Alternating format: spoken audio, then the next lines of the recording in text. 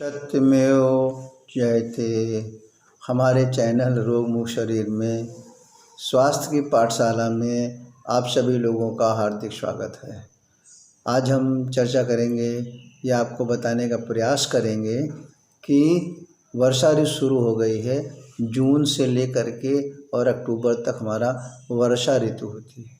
तीन ऋतु होती है, वर्षा, गर्मी और बरसात ऋतु, सभी जानते हैं। तो विशेष तौर से वर्षा ऋतु में हमें किन चीज़ों को खाना चाहिए, किन चीज़ों को नहीं खाना चाहिए, इस चीज़ को जानना बहुत ज़रूरी है। क्योंकि वर्षा ऋतु जो हमारा होता है एक तरह से बीमारियों का भंडार है, या एक तरह से कहिए कि इसमें हमारे शरीर में तमाम सारी बीमारियां आती हैं। और उसका सबसे बड़ा मुख्य कारण हमारा होता है आहार और विहार, यानी हमारा भोजन कैसा होना चाहिए और हमारी दूसरी दिनचर्या कैसी होनी चाहिए। इन चीज़ों को जानना बहुत ज़रूरी है। क्योंकि वर्षा ऋतु में क्या होता है कि हमारी जो जठराग्नि होती है, यानी हमारी जो पाचन शक्ति है, हमारी जो पाचन क्रिया होती है, वो काफ़ी धीमी हो जाती है, यानी काफ़ी स्लो हो जाती है। जिसकी वजह से हमें विशेष तौर से भोजन के ऊपर ध्यान देना चाहिए, कौन सा भोजन खाएं, कौन सा भोजन ना खाएं। और इससे हमारे शरीर के अंदर वात का प्रकोप बढ़ जाता है। तो वात संबंधी बीमारियां होने की उम्मीदें, होने के चांसेस हमारे शरीर के बहुत हो जाते हैं। साथ में अन्य बीमारियां भी आ जाती हैं। तो हम इस चीज़ पे आपको प्रकाश डालेंगे कि कौन कौन सी बीमारियां हमारे वर्षा ऋतु के अंदर विशेष रूप से हमारे शरीर को पीड़ित करती हैं, वात प्रकोप के कारण और ज़्यादा गर्मी के कारण। क्योंकि इस वर्षा ऋतु में ज़्यादा गर्मी, न तो ज़्यादा गर्मी होती, न ज़्यादा सर्दी होती है। इस ऋतु में पहली चीज़ तो गंदगी बढ़ जाती है। पानी का बहाव वजह से तमाम सारे कचरे घर में इकट्ठे होना, नाली में इकट्ठे होना, बगल में इकट्ठे होने चीज़ हो जाती हैं। इसलिए ये स्वास्थ्य की दृष्टि से सबसे ज़्यादा बीमारी वाला समय होता है। और दूसरा, ये दक्षिणायन का समय होता है। दो ही आयन होते हैं, एक उत्तरायण, एक दक्षिणायन। ये दक्षिणायन का समय होता है और इसमें मुख्य रूप से मलेरिया का बुखार, मच्छर बहुत ज़्यादा होते हैं, तो मलेरिया का बुखार, जुखाम, सर्दी, दस्त यानी लूज मोशन का होना, पेचिस, हैजा, कोलाइटिस, गठिया, इन्फ्लामेशन इन जॉइंट्स यानी जोड़ों में सूजन, जोड़ों में दर्द, हाई ब्लड प्रेशर्स, फुंसियाँ, चमड़ी में छोटी छोटी फुंसी का निकल आना, दांत जिसे हम एक्जिमा कहते हैं, या खुजली, या अन्य तमाम सारे चर्म रोग भी इस मौसम में बहुत से आते हैं। तो इसलिए इस मौसम में हमें अपने स्वास्थ्य के प्रति विशेष सावधानी रखनी है। तो हम उन्हीं चीज़ों को खाने में अगर आते हैं जिसमें कि हमारे शरीर के अंदर वायु कम से कम बने और पाचन बड़े आराम से हो जाए। और इस मौसम में हमें पानी भी खूब पीते रहना चाहिए, पचने में आसान रहे। तो क्या क्या चीज़ें हैं, विशेष तौर से ध्यान दें। हम चाहते हैं कि सब परिवार इसका लाभ उठाए। ताज़ी चीज़ें, जो भी चीज़ें आप खाएं, फ्रेश खाएं, गर्म चीज़ें खाएं, कोई भी चीज़ रखी हुई बिल्कुल मत खाएं। पुराने गेहूं का आटा खाएं, जो इसमें क्या नया गेहूं आ जाता है मार्केट में, कोशिश करें कि इस गेहूं का आटा ना खाएं। जो इसके पहले 1 साल पुराना गेहूं हो तो उसका आटा खाएं। साली चावल खाएं, मक्के का सेवन करें भुट्टे के रूप में, और उनको भूज करके जिस रूप में भी आप उसको अच्छा लगे। सरसों और राई, इन दोनों चीज़ों का विशेष सेवन करें। जब हम किसी दाल को या किसी चीज़ को छौंकते हैं, कोई सब्ज़ी बनाते हैं, तो उसके अंदर हम सरसों और राई जो है उसको ग्रेन्स के रूप में ही उसमें डाल दिया करें। अगर हम सरसों का तेल खा रहे हैं तब तो बढ़िया है। हो सकता है बहुत से लोग सरसों का तेल सेवन ना कर रहे हों, तो उस खाने में अपने सरसों या राई का सेवन ज़रूर करें। खीरे की सलाद अच्छे से लें, अपना खिचड़ी खाएं, दही मट्ठा का सेवन कर सकते हैं यदि वो खट्टा नहीं है तो। ध्यान रखें, अगर जरा सा भी खट्टापन है उसके अंदर तो उसका सेवन बिल्कुल मत करें, उससे हमारे पित्त को बढ़ा देगा और हमारी वायु जो कुपित हो जाएगी। मूंग की दाल खाएं, छिलके वाली सा खाएं, और साबुत जो में से भी आपको पसंद हो। लौकी की सब्ज़ी खाएं, भिंडी खाएं, तोरई खाएं, परवल खाएं, टमाटर खाएं, पुदीने की चटनी खाएं। कभी कभी आप कटहल का भी सेवन कर सकते हैं। सब्जियों का सूप पिएँ, सेब खा सकते हैं, केला खा सकते हैं, अनार खा सकते हैं, नाशपाती खा सकते हैं। पक्के देसी आम खाएं। आम का सीजन होता है इसलिए आम सबको खाना चाहिए, लेकिन 2 चीज़ है आम में विशेषता, आम का कभी भी जो रस निकाल के ना पिएं, आम को चूसें। आम को चूस करके उसका रस सीधे मुंह में लें, क्योंकि जब हम आम का रस को बाहर निकालते हैं तो उसके अंदर काफ़ी सारे कंटामिनेशंस हमारे एटमॉस्फेयर के हो जाते हैं। और आम ज़्यादातर देसी हो, पाल का पका हुआ आम ना हो। जो पका हुआ हमारा आम हो, प्रकृति के द्वारा पकाया हुआ आम हमारा होना चाहिए, वो हमको फ़ायदा करेगा।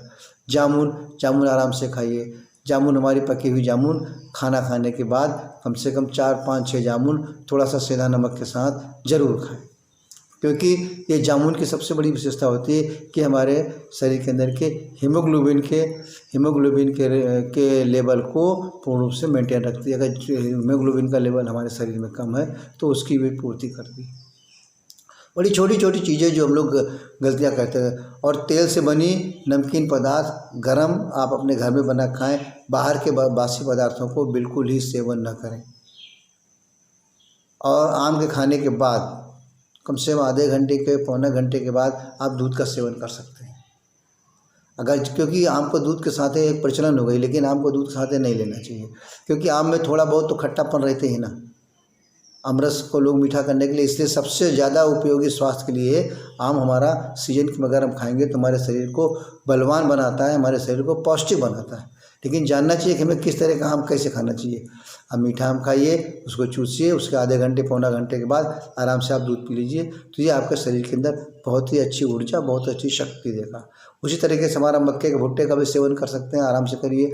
मक्के के भुट्टे का सेवन दोपहर में करिए, उसके बाद आधे घंटे 20 मिनट के बाद या कम से कम 15 मिनट के बाद जो है आप मट्ठा पी सकते हैं, बशर्ते कि मट्ठा ताज़ा हो और खट्टापन ना हो, इसी को ध्यान रखना है। यानी और इसके साथ में आप जो है अदरक का सेवन करिए, लहसुन का सेवन करिए, पिपली का सेवन करिए, शहद का सेवन करिए, काली मिर्च का सेवन करिए, सेंधा नमक का सेवन करिए, लौंग का सेवन करिए, सौंठ भी आप ले सकते हैं। इन सारी चीज़ों को विशेष तौर से बारिश के मौसम में सेवन करना चाहिए। पत्ते वाले सब्जियां बिल्कुल नहीं खाना चाहिए, ठंडा पदार्थ नहीं लेना चाहिए। क्या चीज़ नहीं खाना, ध्यान दें उस पर ही।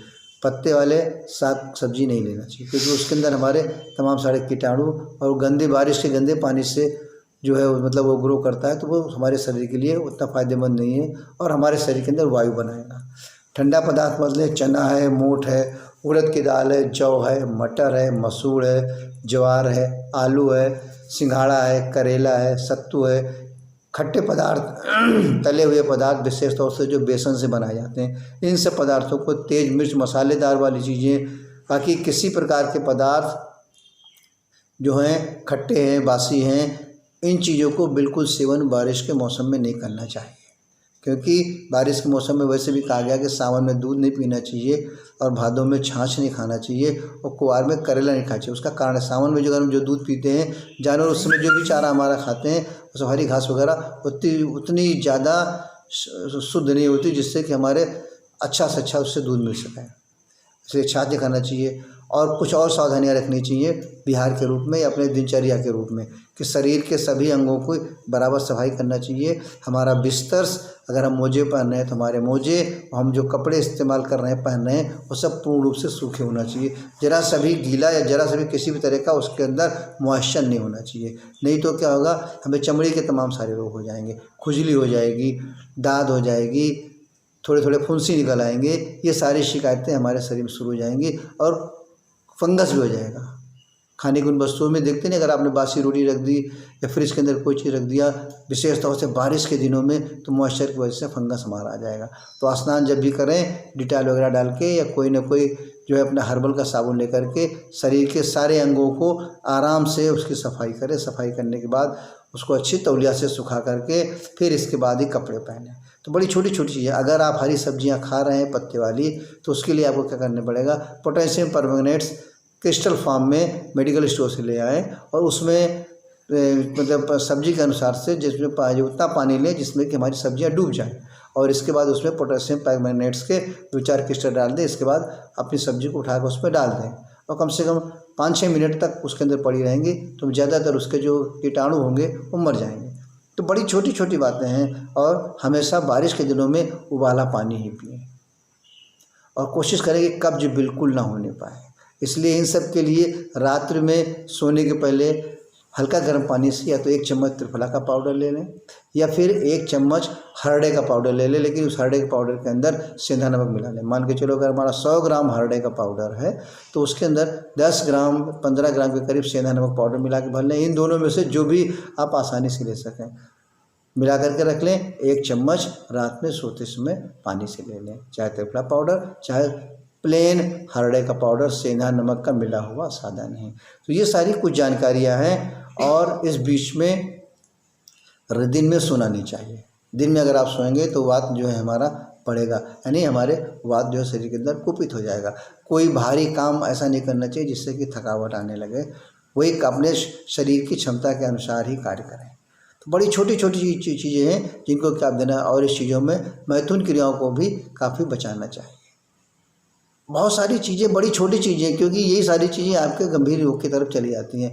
तो वर्षा ऋतु में हम चाहते हैं कि जो कुछ हमने आपको बताने का प्रयास किया है, कोशिश है कि अगर आप इन चीज़ों को पालन ठीक से करेंगे, सही रूप से इनका ध्यान रखेंगे, तो आप बहुत सारी बीमारियों से इस वर्षा ऋतु में होने वाली, और वर्षा ऋतु में हो करके फिर ये बीमारियां आगे बड़ी ना होने पाएँ, बड़ा रूप न लेने पाएँ, आप लोगों को बहुत मदद मिलेंगी, बच्चों से लेकर बड़ों तक। और हम चाहते हैं यदि आपको हमारे इस वीडियो से कुछ भी लाभ हो रहा हो या कुछ भी चीज़ें आपके लिए महत्वपूर्ण लग रही हों, तो ज़्यादा से ज़्यादा लोगों को शेयर करें, और सब परिवार, सब लोग बैठ के इसको देखें और अपना स्वास्थ्य का लाभ घर बैठे उठाएं। सत्यमेव जयते।